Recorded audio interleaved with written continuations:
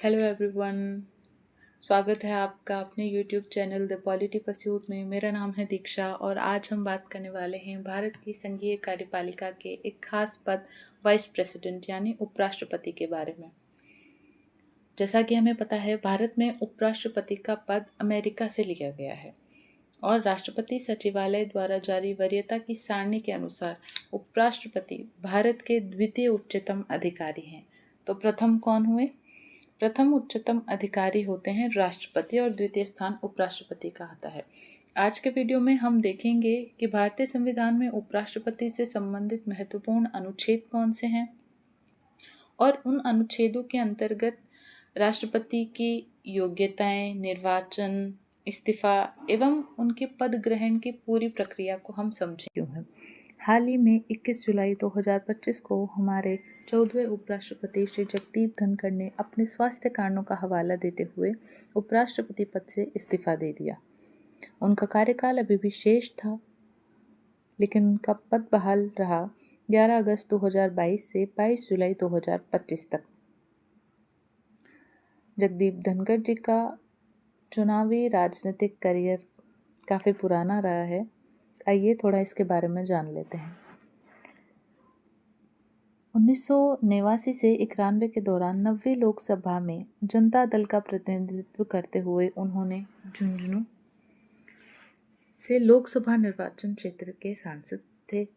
1993 से 98 के दौरान भी वे 10वीं विधानसभा में राजस्थान के किशनगढ़ से विधानसभा के पूर्व सदस्य रहे और 20 जुलाई 2019 को उन्हें पश्चिम बंगाल का राज्यपाल नियुक्त किया गया। तो जब उपराष्ट्रपति अपने पद से इस्तीफा दे देते हैं या फिर किसी कारणवश उनका पद रिक्त हो जाता है, तो उसे लंबे समय तक रिक्त न रखते हुए नए उपराष्ट्रपति का निर्वाचन किया जाता है। और हाल ही में 9 सितंबर के दिन संसद भवन दिल्ली में मतदान हुआ। मतदान परिणामों के अनुसार हमारे नवनिर्वाचित उपराष्ट्रपति होंगे डॉक्टर CP राधाकृष्णन। वे 15वें उपराष्ट्रपति होंगे और उन्होंने अपना कार्यालय ग्रहण करा है 12 सितंबर 2025 में। उनके बारे में कुछ जानकारी कि वे NDA के उम्मीदवार हैं, महाराष्ट्र के राज्यपाल रह चुके हैं और उन्हें उनके जो विपक्ष के उम्मीदवार थे उनके साथ उनका नाम था B सुदर्शन रेड्डी। डॉक्टर राधाकृष्णन को प्रथम वरीयता के 452 वोट प्राप्त हुए और विपक्ष के उम्मीदवार सुदर्शन रेड्डी जी को 300 वोट प्राप्त हुए थे। देखिए, भारतीय संविधान में उपराष्ट्रपति का निर्वाचन अनुच्छेद 66 में उल्लेखित है। इसके अनुसार एक निर्वाचन मंडल होता है जिसमें संसद के दोनों सदस्यों के समस्त सदस्य यानी संसद के निर्वाचित सदस्य और संसद के मनोनीत सदस्य दोनों ही इसमें शामिल होते हैं। साथ ही जो मत पद्धति होती है वो रहती है आनुपातिक प्रतिनिधित्व की एकल संक्रमणीय मत प्रणाली। यही मत प्रणाली राष्ट्रपति के चुनाव में भी उपयोग में ली जाती है, लेकिन जो निर्वाचन मंडल होता है उसमें एक मूलभूत अंतर होता है कि जहां उपराष्ट्रपति के चुनाव में संसद के दोनों सदनों के समस्त सदस्य भाग लेते हैं, वहीं राष्ट्रपति के चुनाव में विधानसभाओं के निर्वाचित सदस्य भी शामिल होते हैं और राष्ट्रपति के चुनाव में मनोनीत सदस्यों का कोई भी योगदान नहीं होता। ठीक है, यहाँ नोट करने वाली बात यह है कि अनुच्छेद 66(2) के अंतर्गत ये बताया गया है कि उपराष्ट्रपति किसी संसद अथवा राज्य विधानमंडल के सदन का सदस्य नहीं होगा। अगर ऐसा सदस्य उपराष्ट्रपति निर्वाचित हो जाता है तो उसका स्थान उपराष्ट्रपति के पद ग्रहण की तारीख से स्वतः ही रिक्त हो जाएगा। जैसे अभी राधाकृष्णन जी महाराष्ट्र के राज्यपाल थे या मान लीजिए वे किसी भी सदन के सदस्य रहे होते, तो जिस दिन से उन्होंने उपराष्ट्रपति का पद ग्रहण करा उसके बाद से उनका जो पूर्व पद है वो रिक्त हो जाता है। ठीक है, आइए उपराष्ट्रपति से संबंधित भारतीय संविधान में उल्लेखित कुछ महत्वपूर्ण अनुच्छेद के बारे में चर्चा कर लेते हैं। भारतीय संविधान में भाग 5 के अध्याय 1 के अंतर्गत अनुच्छेद 63 से 71, 63 to 71 तक में उपराष्ट्रपति से संबंधित प्रावधान दिए गए हैं, जिसमें से अनुच्छेद 63 ये कहता है कि भारत का एक उपराष्ट्रपति होगा। अनुच्छेद 64 ये कहता है कि उपराष्ट्रपति राज्यसभा का पदेन सभापति होगा और अन्य कोई लाभ का पद ग्रहण नहीं करेगा, धारण नहीं करेगा। अनुच्छेद 65 कहता है कि राष्ट्रपति की अनुपस्थिति या रिक्ति में उसका कार्यभार उपराष्ट्रपति को सौंपा जाएगा। अनुच्छेद 66 जो अभी हमने देखा, उसमें उपराष्ट्रपति का निर्वाचन यानी इलेक्शन बताया गया है। अनुच्छेद 67 के अंतर्गत उपराष्ट्रपति के कार्यकाल पदावधि का वर्णन है। अनुच्छेद 68 में आकस्मिक रिक्ति यानी उपराष्ट्रपति पद की रिक्ति को भरने के लिए निर्वाचन का समय और आकस्मिक रिक्ति को भरने के लिए निर्वाचित व्यक्ति की पदावधि का उल्लेख है। अनुच्छेद 69 के अंतर्गत उपराष्ट्रपति का शपथ लेना या प्रतिज्ञान। अनुच्छेद 70 के अंतर्गत अन्य आकस्मिकताओं में राष्ट्रपति के कृत्यों का वहन। अनुच्छेद 71 के अंतर्गत राष्ट्रपति अथवा उपराष्ट्रपति के निर्वाचन संबंधी संसक्त विषय।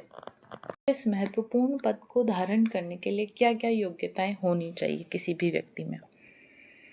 इससे पहले हमने अनुच्छेद 66 1 और 2 की चर्चा करी थी। उसी को जारी रखते हुए हम अनुच्छेद 66 3 के अंतर्गत उपराष्ट्रपति पद की योग्यताओं के बारे में बात करेंगे, जिसकी पहली योग्यता है कि वह भारत का नागरिक हो यानी इंडियन सिटीजन होना चाहिए।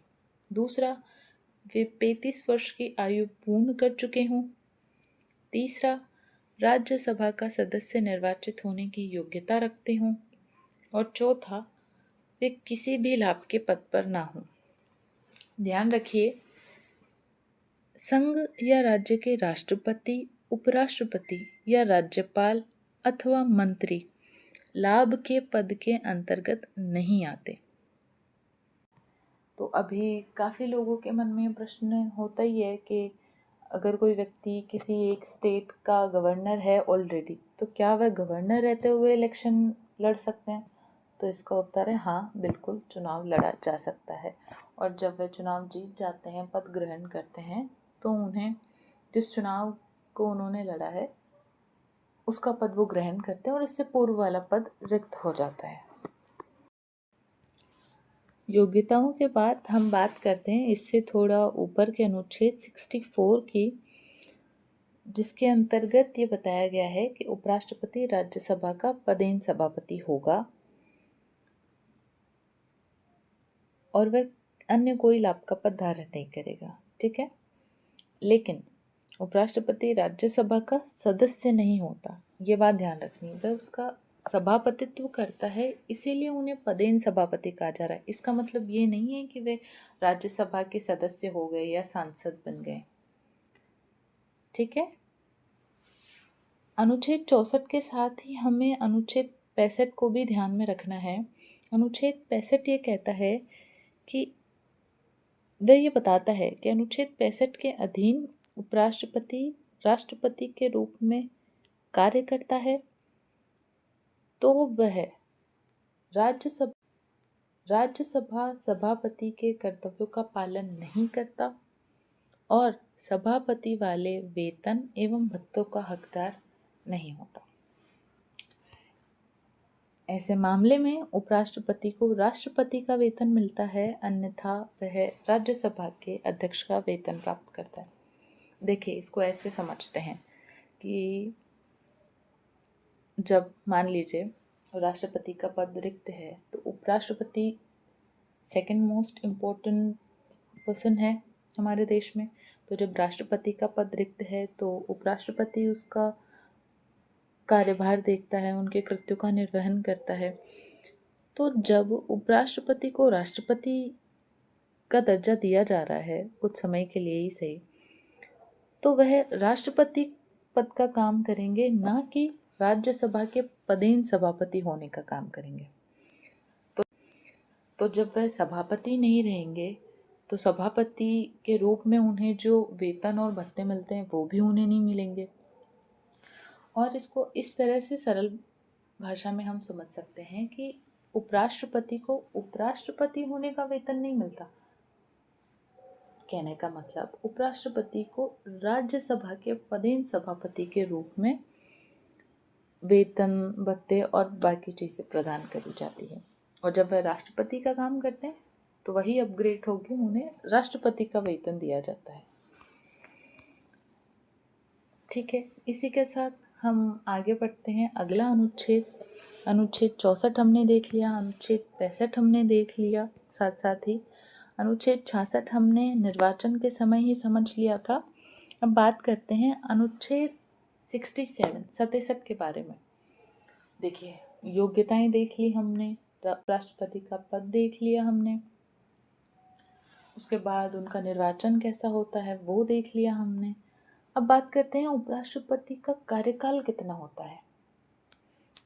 उनका कार्यकाल होता है पूरे 5 वर्ष का, अपने पद ग्रहण की तारीख से। इसके अंतर्गत 3 सब पॉइंट्स हैं, उनको समझ लेते हैं हम।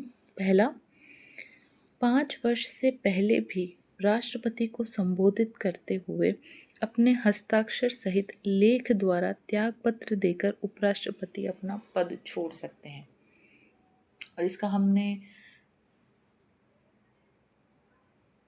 प्रैक्टिकल भी देख लिया, एग्जाम्पल, जिसमें अभी जुलाई महीने में हमारे पूर्व उपराष्ट्रपति श्री जगदीप धनखड़ जी ने इसी अनुच्छेद के तहत अपने हस्ताक्षर सहित लेख द्वारा राष्ट्रपति को संबोधित करते हुए अपना त्यागपत्र दिया था।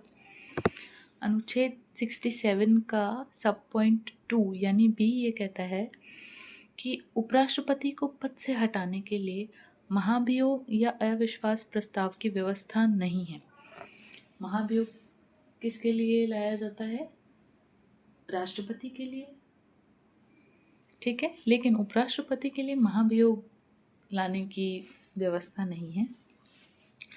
हटाने की प्रक्रिया कैसे होती है फिर? अब ऐसा नहीं है कि महाभियोग नहीं लाया जा सकता तो उपराष्ट्रपति को अपने पद से नहीं हटाया जा सकता। उनको हटाने की एक प्रक्रिया है जो राज्यसभा से शुरू होती है। यहाँ हमें ये याद रखना है कि वे राज्यसभा के पदेन सभापति हैं, लेकिन उनको हटाने की प्रक्रिया भी राज्यसभा से शुरू होती है। इसके लिए एक प्रस्ताव लाया जाता है जिसे पहले राज्यसभा सदस्यों के बहुमत से पारित किया गया हो और लोकसभा द्वारा सहमति हो। ऐसा नहीं है कि राज्यसभा ने बहुमत से पारित कर दिया लेकिन लोकसभा इससे असहमत हो, ठीक है। और ये प्रस्ताव लाया जा रहा है, उसके भी 14 दिन पूर्व तक उपराष्ट्रपति को इसकी सूचना देना आवश्यक होता है। इसका थर्ड पॉइंट हो जाएगा कि उपराष्ट्रपति अपनी पदावधि समाप्त हो जाने पर भी तब तक अपना पद धारण करेगा जब तक उसका उत्तराधिकारी अपना पद ग्रहण नहीं कर लेता। मान लीजिए कोई भी उपराष्ट्रपति, आज मान लीजिए हमारे जो नए वीपी बने हैं राधाकृष्णन जी, उनका 5 साल का कार्यकाल पूरा हो जाता है, लेकिन उससे कुछ दिन और आगे बढ़ जाते हैं, तब तक भी अगर किसी नए उपराष्ट्रपति का निर्वाचन नहीं हो पाता या वो अपने पद की शपथ ग्रहण 5 साल का कार्यकाल पूरा हो जाता है, लेकिन उससे कुछ दिन और आगे बढ़ जाते हैं, तब तक भी अगर किसी नए उपराष्ट्रपति का निर्वाचन नहीं हो पाता या वो अपने पद की शपथ ग्रहण 5 साल के कार्यकाल पूरा होने के बाद भी कोई अगला व्यक्ति उसे धारण नहीं करता है, तब तक वे उपराष्ट्रपति बने रहेंगे। अनुच्छेद 67 के बाद हम बात करते हैं अनुच्छेद 68 की। अनुच्छेद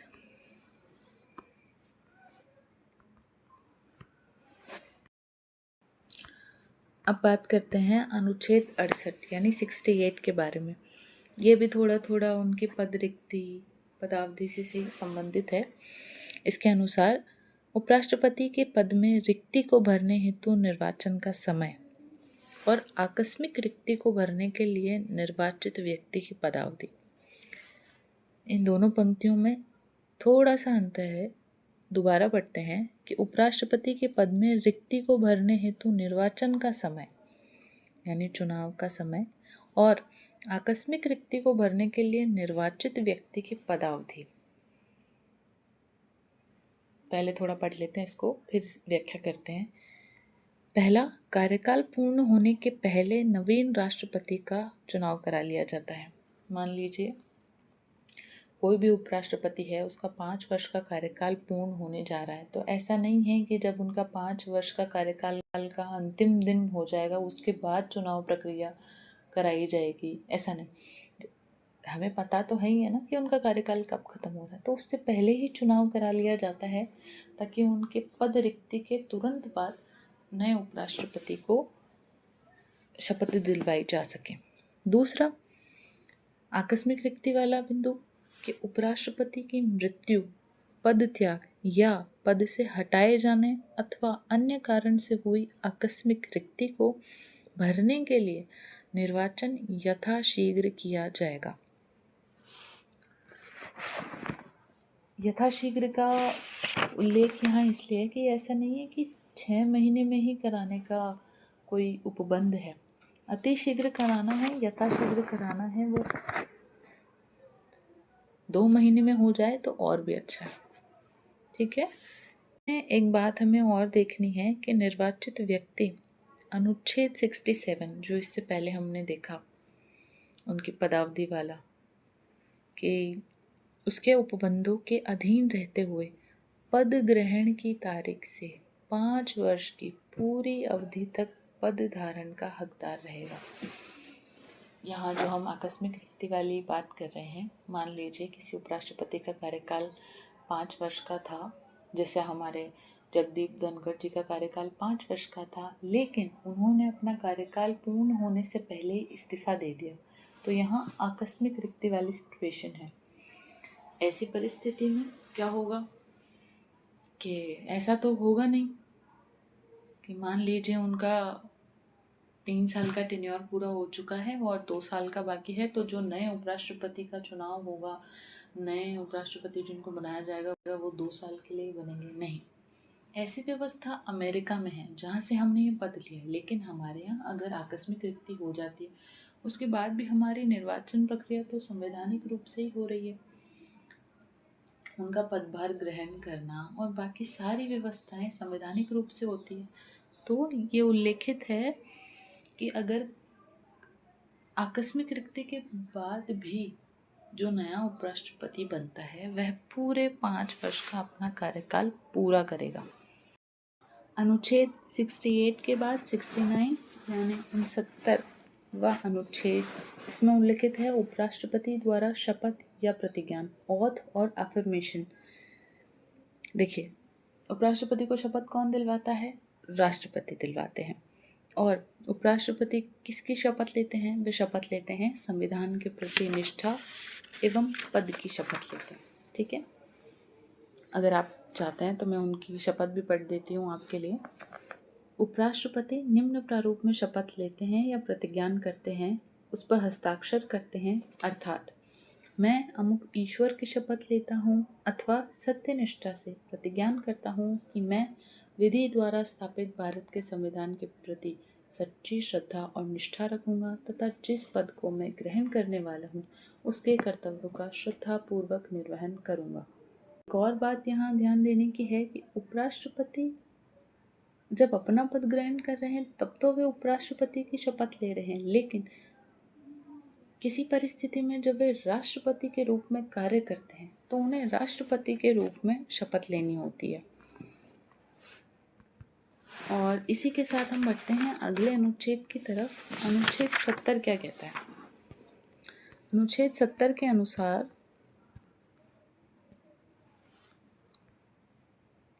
अन्य आकस्मिकताओं में राष्ट्रपति के कृत्यों का वहन है। वहीं घूम फिर के बात आ जाती है कि कभी ऐसा अवसर आए कि राष्ट्रपति का पद रिक्त है, तो ऐसी स्थिति में उपराष्ट्रपति को उनके कृत्यों का वहन करना पड़ता है। इसीलिए हमने अभी पढ़ा ना कि जब अगर उन्हें राष्ट्रपति के रूप में काम करना पड़े तो उन्हें राष्ट्रपति के रूप में शपथ लेनी होगी। और उपराष्ट्रपति पद की सबसे अंतिम अनुच्छेद जो बचता है वो है अनुच्छेद 71। आर्टिकल 71 कहता है कि राष्ट्रपति अथवा उपराष्ट्रपति के निर्वाचन से संबंधित संसक्त विषय, यानी इनके निर्वाचन से जुड़े हुए जितने भी कोई विवाद होते हैं तो उनका निपटारा सर्वोच्च न्यायालय में ही होता है। इसी के साथ हमारे उपराष्ट्रपति से जुड़े हुए काफ़ी महत्वपूर्ण अनुच्छेद हमने पूरे कर लिए हैं और इनके निर्वाचन से संबंधित अधिनियम 1952 में और भी कहीं सारी ऐसी बातें हैं जो हमारे लिए जानना महत्वपूर्ण हो सकता है, तो आप उसको भी देख सकते हैं अतिरिक्त जानकारी के लिए।